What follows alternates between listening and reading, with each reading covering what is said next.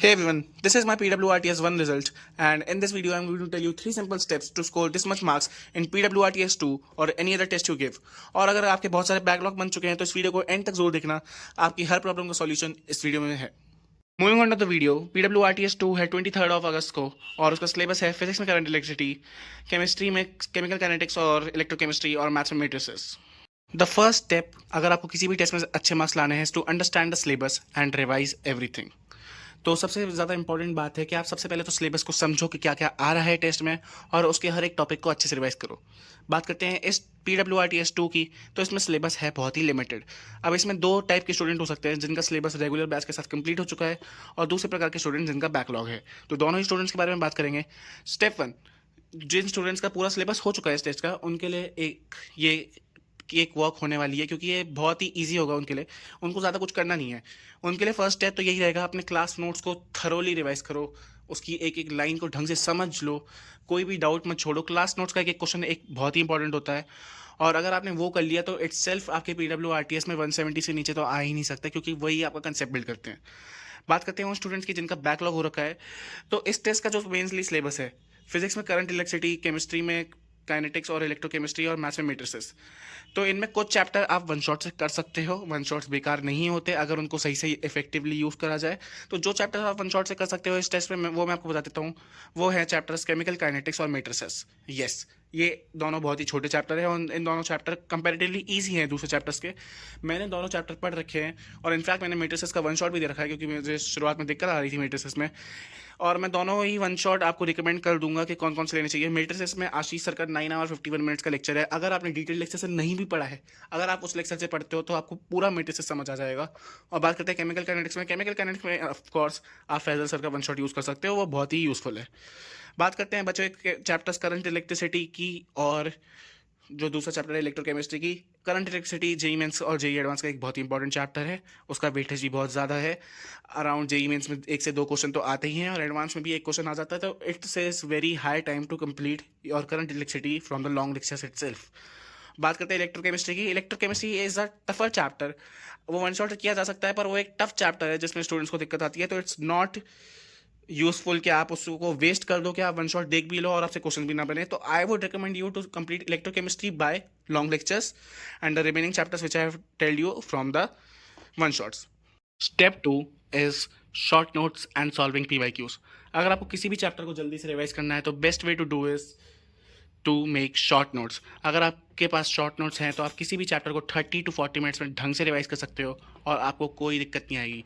And the best way to make short notes is first review your long notes, उसके बाद उसमें से जो की कंसेप्ट और की फॉर्मूलाज उसको लिख लो। जी हाँ, मैं इस पे एम्फेसाइज कर रहा हूँ की कंसेप्ट। कुछ लोग सिर्फ फॉर्मूला लिख देते हैं, उससे क्वेश्चन नहीं बनते। अगर आपको सारे कंसेप्ट भी उसमें ड्राइव कर लोगे, उसमें लिख दोगे कि क्या क्या कैसे यूज़ करना है, तो आपके शॉर्ट नोट्स बहुत ही बेनिफिशियल हो जाएंगे और वो आपके लास्ट तक जेई मेंस या जेई एडवांस तक बहुत काम आएंगे। Second step is solving PYQs। The best way to gain confidence in any chapter. आप मॉड्यूल कर सकते हो, आप डिफरेंट बुक कर सकते हो, पर the best resource and the most efficient resource to get confidence and solve questions is to JEE Mains PYQs। अगर आपको किसी भी चैप्टर में कॉन्फिडेंस चाहिए तो आप सबसे पहले जेई मेंस PYQ करो। अगर आपको किसी भी चैप्टर को अच्छे लेवल तक लेके जाना है, सबसे पहले आप 50 जेई मेंस PYQ करो, 2025 के और 2024 के। 26 के मैंने इसलिए नहीं बोला क्योंकि वो लास्ट में एज मॉक्स देने होते हैं। तो बेस्ट वे है कि आप 2025 और 2024 की PYQs करो और शॉर्ट नोट्स बनाओ। This is the second way कि जिससे आपके मार्क्स बहुत बूस्ट हो सकते हैं। Now moving forward, the last but not the least step is analysing your mistakes and doing time bound practice. PWRTS का सबसे बेस्ट फीचर यही है कि वो आप एक रियल टेस्ट एक्सपीरियंस देता है। आप एक असली सेंटर में जाके ऑफलाइन पेपर देते हो, CBT मोड पे कंप्यूटर के सामने बैठ के क्वेश्चन सॉल्व करते हो, एकदम रियल जेई मेन फील की तरह। तो अगर आपको वैसे एग्जाम में एक्सेल करना है तो आपके लिए बहुत इंपॉर्टेंट है कि आप क्वेश्चंस को लिमिटेड टाइम पीरियड में एफिशिएंटली कर पाओ। और उसका बेस्ट वे तो आपको पता ही है, प्रैक्टिस। अब प्रैक्टिस भी हम नॉर्मली नहीं कर सकते, हमें करनी है टाइम बाउंड प्रैक्टिस। अब टाइम बाउंड प्रैक्टिस में आप एक लिमिटेड टाइम का टाइमर लगा सकते हो और उसके बाद आप उसमें एक लिमिटेड नंबर ऑफ क्वेश्चंस का टारगेट ले सकते हो कि आपको कितना करने हैं। आइडियली देखा जाए तो मैथ्स में वो क्वेश्चन का नंबर 15 to 16 हो सकता है, केमिस्ट्री और फिजिक्स में 20 to 25, depending on your IQ and your level of preparation. तो यही है पहला, टाइम बाउंड प्रैक्टिस। बात करते हैं एनालिसिस की। तो जितने भी आप क्वेश्चन सॉल्व करो उसको आप करो एनालाइज। एक एक क्वेश्चन से हमें लर्निंग लेनी होती है, यही पॉइंट होता है क्वेश्चंस करने का। हम क्वेश्चन करते ही इसलिए ताकि हम उनसे जितना हो सके सीख पाएँ। अगर आपको ये नहीं देखना है कि आपके 10 में से 4 क्वेश्चन हो रहे हैं, 10 में से 5 हो रहा है, आपके जितने कम क्वेश्चन होंगे आपकी उतनी ज़्यादा लर्निंग होगी और उतना ही ज़्यादा आप में इम्प्रूवमेंट होगा। तो ये था थर्ड और one of the most important step कि आपको अपनी मिस्टेक्स को एनालाइज करना है और साथ ही साथ करना है time bound practice. Moving to the outer of the video, the 3 steps to excel and get good marks in any test you want। 3 simple steps अगर आप किसी भी टेस्ट में फॉलो करोगे तो आपके अच्छे मार्क्स गारंटीड है आने। तो यही था इस वीडियो में। अब बात कर लेते हैं थोड़ी अपनी अपडेट के बारे में, स्टडी अपडेट के बारे में। मैंने सोचा नहीं था इस वीडियो में ज़्यादा स्टडी अपडेट के बारे में बात करूंगा, पर लास्ट का 1 मिनट अगर जो ऑडियंस पूरा देख रही है तो मैं उनको बता दूं। जो पिछली वीडियो में अगर आपने देखा हो तो मेरे जो टारगेट्स थे मेरे वो ऑलमोस्ट कंप्लीट हो गए हैं, बस मैथ्स रह गई थी।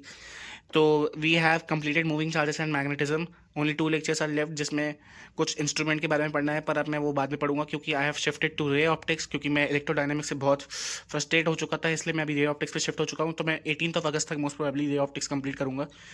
मूविंग इन मैथ्स मैं एमओडी चालू कर रहा हूँ, मेरा भी यही टारगेट है 18 अगस्त तक मैं एमओडी और इंडेफिनिट इंटीग्रेशन कंप्लीट कर लूँगा। केमिस्ट्री में we were on hydrocarbons, we have completed 5 lectures of hydrocarbons और रोहित अग्रवाल सर का पॉजिटिव रिव्यू है।